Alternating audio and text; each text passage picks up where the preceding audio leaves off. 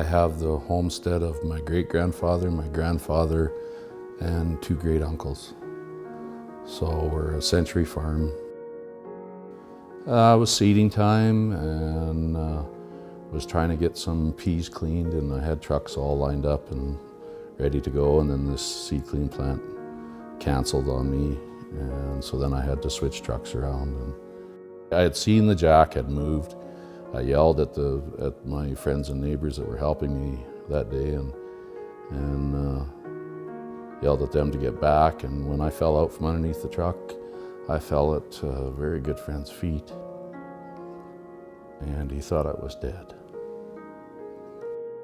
And so when I came to, my immediate response was, well, I knew I'd been hit in the face, and I couldn't see anything, but because I guess my eyes were closed or full of blood or whatever, but I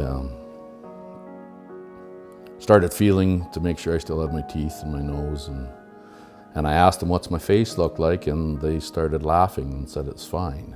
And I got mad and said, what are you laughing at? And really it was just relief that I was alive. So I stood up and eventually went to the hospital with a headache and some sutures and sent home. And what I didn't realize is the concussion, and there was brain injury, and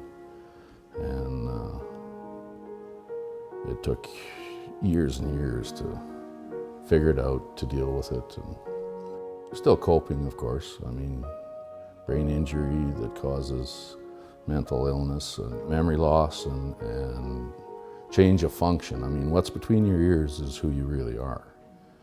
The rest of it's just a life support system. So when that changes, and I still have all my fingers and toes, I can't say, look what happened to me, because it's not visible. There was always other things going on in your life. I'd lost a father and an uncle the fall before. So, you thought it was grief, and well, time heals all wounds. And we weren't given a lot of resources at the time, because, you stand up and shake it off. The day that jack slipped and hit me in the head, I changed. I think within 3 or 4 months, I started to notice things, and increased anger, difficulty with memory, short with everybody. And I think I just kind of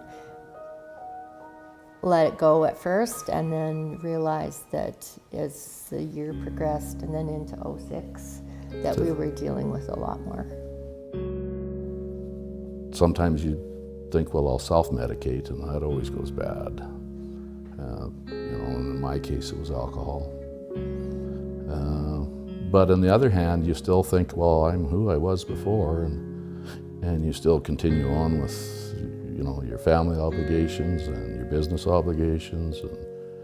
And we continued to grow our farm and buy land and buy more cows, and just you keep going. But there's such a personal cost when you can't truly deal with the stress and the issues that come up all the time.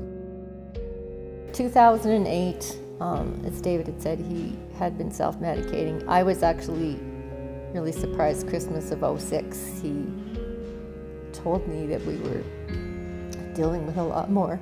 And then in 2008, we hit the wall, and David said he needed help. They were able to get David into a rehab facility. And it was after that I realized that depression is a major side effect of a major non-traumatic brain injury. The exchange of chemicals in your brain that are brought on by different stimuli can be upset. You might not have a huge bleed or actual physical trauma to the brain that we can measure with an MRI or our other medical wonders, but there's a delicate balance in there. I used to thrive on stress, and make decisions, and I don't thrive on it anymore. And it took a decade to realize that. We actually have made a point of taking time off annually now, giving yourself a break. And we're still coping. I think both accidents have made our relationship stronger. Very rocky in some areas, but we're still here. In my accident, another 90 seconds of preparation, it wouldn't have happened. You know, right up to when the jack slipped. Just a few seconds to say, I don't like this, let's do it differently. But you know, we're farming, you've got to get it done when the sun's shining, so sometimes you cut corners and don't really think about what you're doing. It's pretty hard to talk about the mental issues because of society, and I think society is working very hard to change that. But you know, upon realizing that something is not right, go talk to somebody. At the end of the day, your life and the quality of your life is what is important.